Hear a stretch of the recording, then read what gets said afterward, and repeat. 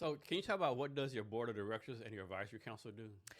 So when you have a nonprofit, a 501c3, which is a tax-exempt entity where people are allowed to donate and write it off, have it be a tax write-off.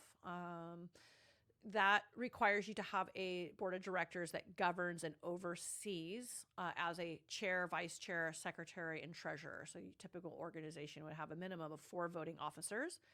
And they oversee the work of the executive director, which would be me, and to ensure that I'm not taking all the money and flying all over the world with the money and sculpting bronze pictures of myself and murals of my family above above the hearth, right?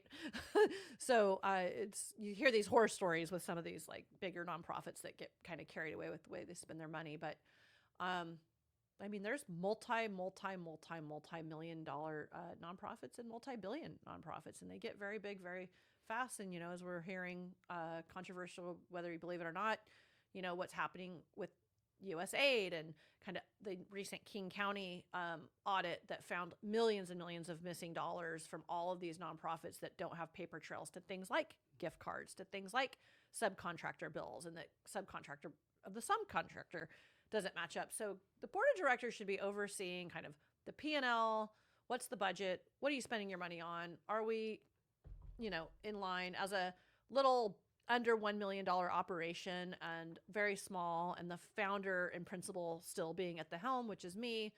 There's a lot of trust built in with our organization. But that oversight is very important. We're very, very proud to have Tom Wolfe as our vice chair. And he's a national spokesperson for advocacy for Recovery First programs. He himself was homeless in San Francisco, lost his family, lost his job, was homeless for years. And through law enforcement and intervention and the help of the Salvation Army, he was able to get clean and sober and reunited with his family and become an outspoken counter narrative to the, if he only just had a house. And he's like, I had a house, I had a family. Unfortunately, I got a taste of opioids because of a surgery I had, and I wanted more. And he went down that spiral, and that's a very familiar story out on the streets. And Tom is on our board, and he's lockstep with Mayor Lurai in San Francisco.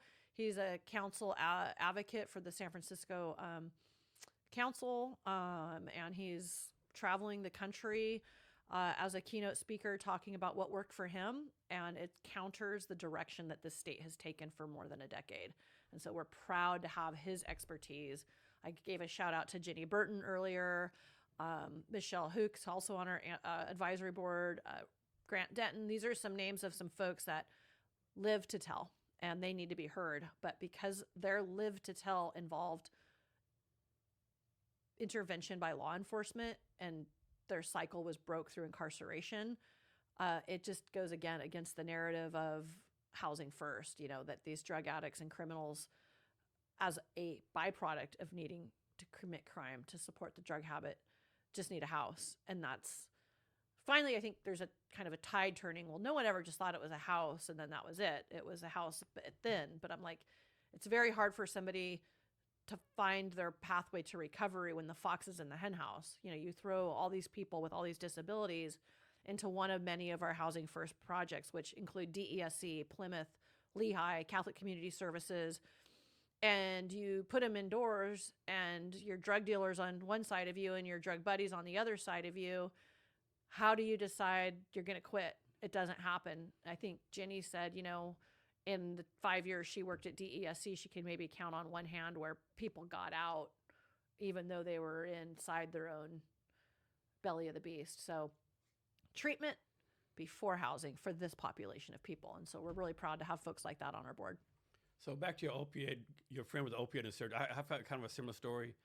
So in the Army, I got hurt really bad, really, really bad, right? And they gave me some Vicodin. And I told myself, I can never take this again.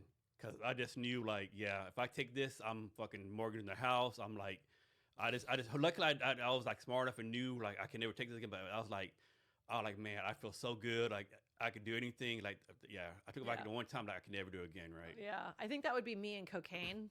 I've for whatever. I don't know how I've avoided narcotics my whole life. I have had prescribed pain pills before on a surgery, and I'm like, oh, I like this. Yeah. And then I like this maybe a little bit too much. And I'm like, oh, that, and then I think I'll have a glass of wine with it. Wow, this is really great. And I'm sitting there. I'm on top of the world. I'm like, this is good. And but I never. What I didn't have that, like, I need more, and became fully. I think it is something it could be genetic. Mm-hmm. You're kind of born that way to have that addictive personality or not, or that addicted towards substances, depending on the substance.